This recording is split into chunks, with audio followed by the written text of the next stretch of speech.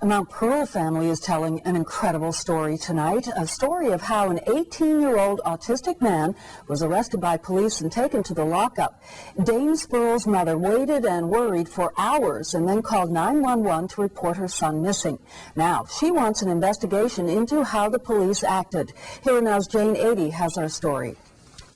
This is Dane Spurrell. He's 18 and he's autistic. This is what he spends most of his time doing. But over the weekend, Dane spent some time in jail. Around 11 o'clock Saturday night, Dane left his house to walk to a video store in Mount Pearl. But I got there at closing time. He called his mom on his cell and said he was on his way home.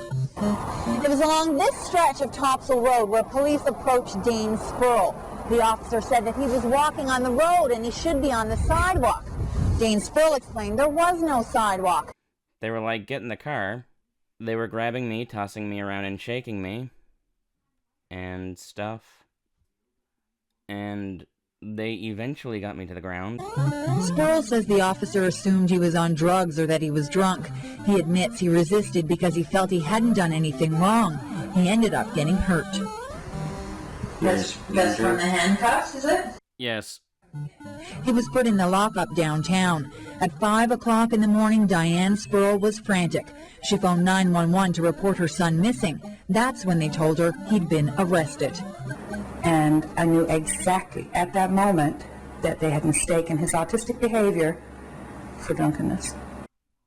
Because of the way that I am, they just assumed, like, I was drunk and the way that I was walking and speaking.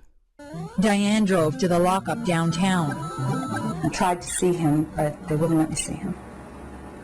And I did inform them that he was an autistic person, and I advised them that he had better not come to any harm.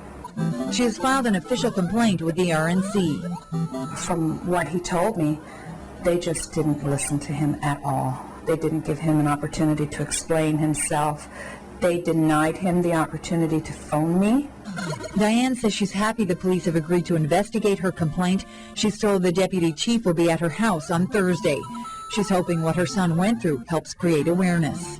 I think the public, especially parents of autistic children, or special needs children generally, need to teach their children that if they are approached by police, that they need to cooperate completely, regardless if it makes sense to them or not.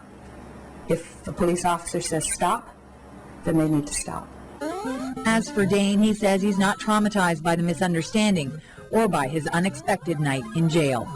Jane 80, CBC News, Mount Pearl.